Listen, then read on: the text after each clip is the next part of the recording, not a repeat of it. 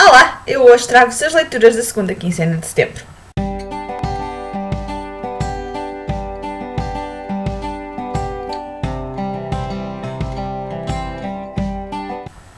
É verdade, mais um mês terminado, mais umas leituras. E o mês de setembro foi um mês mesmo muito positivo em termos de qualidade de leitura. Esta segunda quinzena tem alguns livros que não me agradaram tanto como eu esperava, mas mesmo assim foi um bom mês. O primeiro livro então desta segunda quinzena foi o Quem Me Dera Ser Onda, de Manuel Rui. Eu dei 5 estrelas. É um livro muito pequenino, mas muito bom. Conta-nos a história, isto é passado em Luanda, e então um dia o pai leva um porquinho para caça para o engordar e depois o matar na altura do carnaval. E tem 2 filhos, e os 2 filhos acabam por criar acabam por estabelecer laços com o porquinho. Dão-lhe então o nome de Carnaval da Vitória, devido ao facto dele ir ser morto na altura do Carnaval, e depois do outro episódio da parte por ser da Vitória. Mas é um livro muito pequeno, mas muito bom. Eu gostei mesmo muito, eu dei 5 estrelas. É um livro cheio de metáforas. Cada personagem representa uma classe social, uma ideologia política de Angola. Muito bom. E se tiverem a oportunidade, leiam, porque é um romance contemporâneo que eu achei que vale mesmo muito a pena. Depois li um thriller, Nunca Perdoar, Nunca Esquecer, de Chelsea Cain. Eu já há uns anos tinha lido um livro desta autora, o Beleza Assassina, e tinha adorado. Mas infelizmente foi uma série que foi editada apenas o primeiro volume em Portugal e não foi continuada. E quando fica a saída de emergência, estava a editar uma nova série da autora, fiquei logo muito curiosa.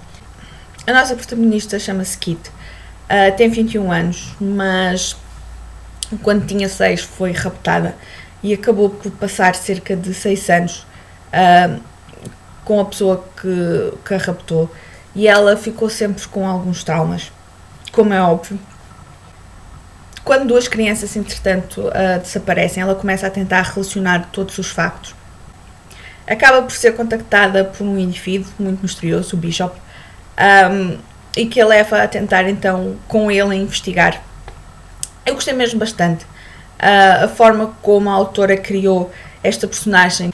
É uma personagem que, apesar de estar a tentar fazer o bem por aquelas crianças, tentar investigar, é uma rapariga que tem, como é óbvio, os seus fantasmas, os seus medos, e apesar de trabalhar muito em termos de artes marciais e tudo, ela não é perfeita, não é uma máquina. Eu gostei mesmo muito e espero que continuem a editar esta série. E acho que não disse, dei 5 estrelas. Depois li Um Amor Morto, de Carla Pinto Coelho. Eu dei-lhe apenas 2 estrelas. É um livro onde a autora explora uma história de amor e a forma como a perda de uma das pessoas, a morte de uma das pessoas desse casal, qual é o impacto na vida da outra, e vai relacionando aqui o passado, como eles se conheceram e o que é que foi acontecendo, com o presente. Mas eu não gostei, pareceu-me tudo algo um bocado forçado.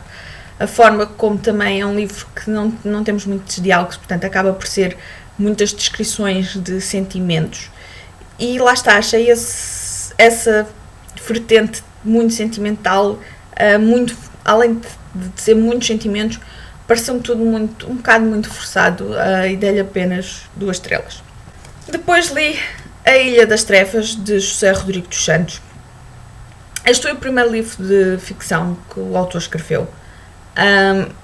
Mas ficção, este livro é de ficção, mas é quase como se fosse não ficção.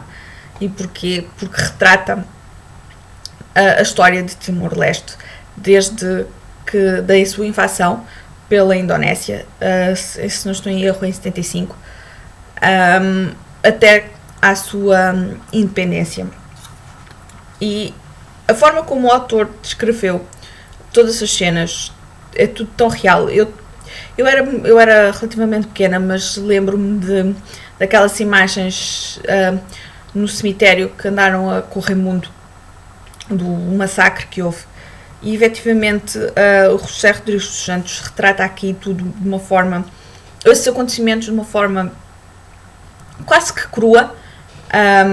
Ele criou, o livro é de ficção porque ele criou personagens que não existiram, mas toda essa história, as histórias que ele se baseou para criar essas personagens, o que lhes acontece a eles, às famílias, são episódios que ocorreram a várias, são episódios reais que ocorreram a outras pessoas, portanto é um livro muito bom. Eu dei-lhe 4 estrelas. Nota-se que houve aqui algum, talvez por ser o primeiro livro que o autor escreveu, deu uma sensação que ele às vezes, na parte do narrador, tentava falar diretamente connosco de uma forma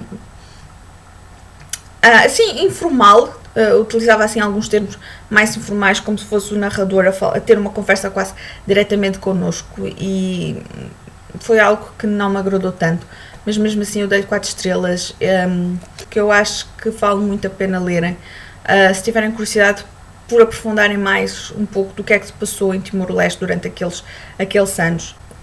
Foram anos mesmo muito duros, com muita violência da parte da Indonésia. Os timorenses sofreram mesmo muito, e depois nota-se também uma grande indiferença por parte da comunidade internacional. Foi como se quase Timor-Leste tivesse esquecido, e foi um livro que mexeu comigo, mesmo muito bom.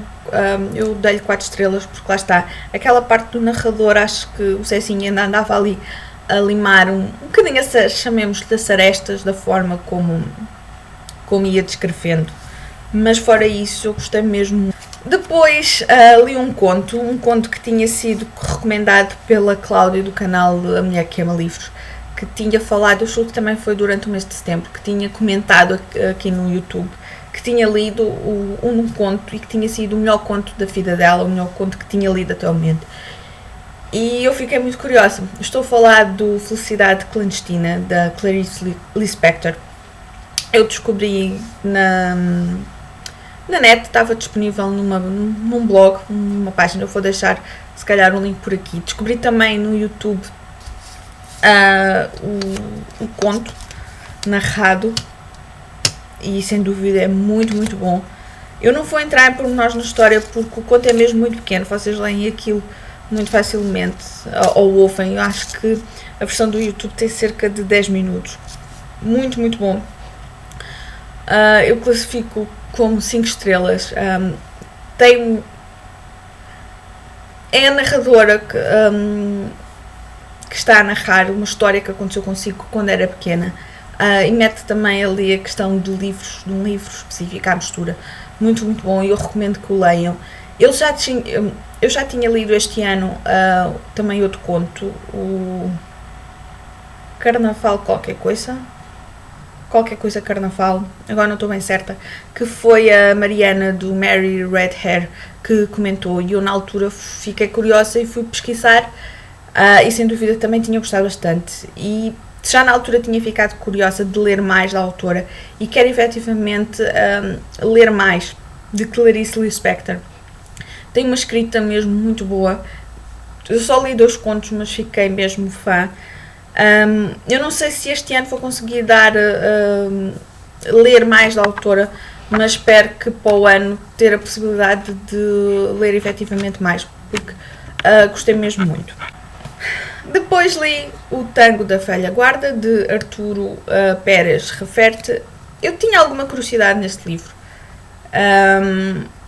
Tinha já ouvido falar também boas críticas do autor e fiquei assim curiosa, mas o livro não me prendeu totalmente. Eu dei-lhe apenas 3 estrelas. Ele retrata uma história de amor passada durante vários anos, mas os nossos protagonistas só se encontram por 3 vezes. Ele é assim, quando é jovem, é um bailarino profissional, que anda nos barcos e nos bares, mas também um pouco assim gigolô. E depois a nossa protagonista, nós não sabemos muito sobre ela. Sabemos que tem um casamento, que é casada, e o seu casamento não é dos mais convencionais. Eu não me agradou totalmente. Para já, a história de amor não é uma história de amor típica, não é uma história de amor bonita. Os nossos protagonistas também não são propriamente das personagens mais bondosas, chamemos-lhe assim. Têm os seus passados, têm os seus esqueletos no armário. Mas não me agradou. Para já, a ação vai decorrendo entre o presente, a última vez então que estas duas pessoas se encontram, intercalando com histórias do passado. E muitas vezes eu ficava na dúvida, só depois tinha que reler aqueles inícios, porque nós temos espaçamento entre as partes, mas mesmo assim muitas vezes temos os espaçamentos e continuamos na ação no tempo que estávamos na parte anterior. Eu não sei se estou a conseguir explicar.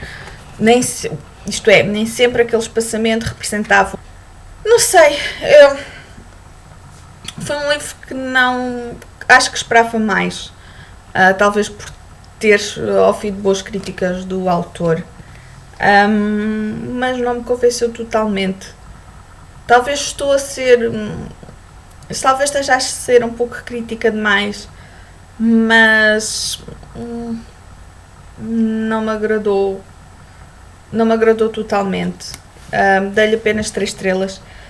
Talvez se o livro tivesse sido um pouco mais. Talvez se o livro fosse um pouco mais curto. Talvez eu tivesse gostado mais.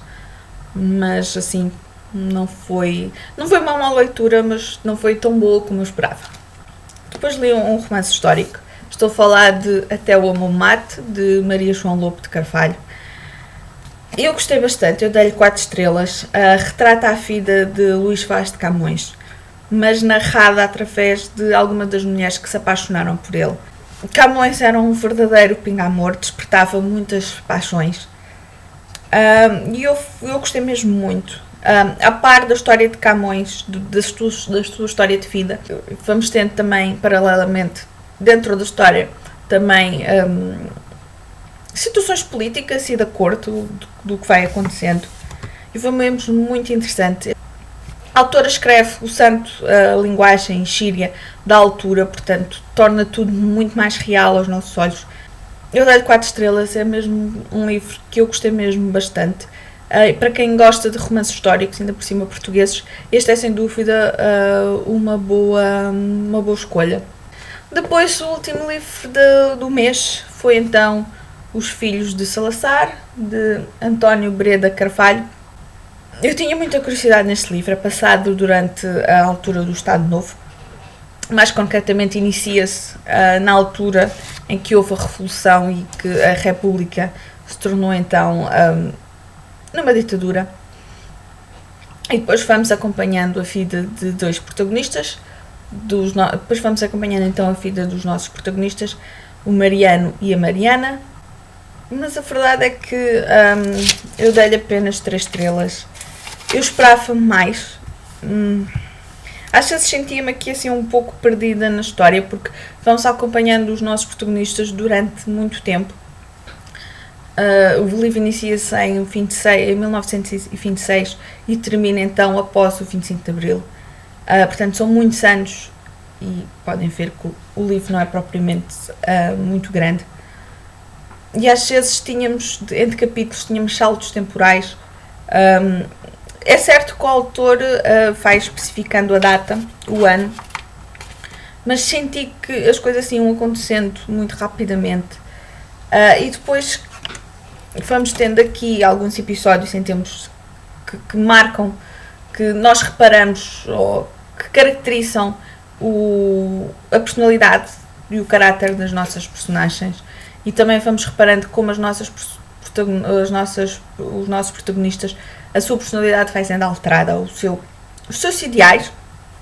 Por exemplo, no caso do Mariano, era um rapaz muito crente no Salazar, muito crente naquelas políticas, muito conservador, e de repente vamos, ao longo das coisas que lhe vão acontecendo, vamos percebendo que ele se altera.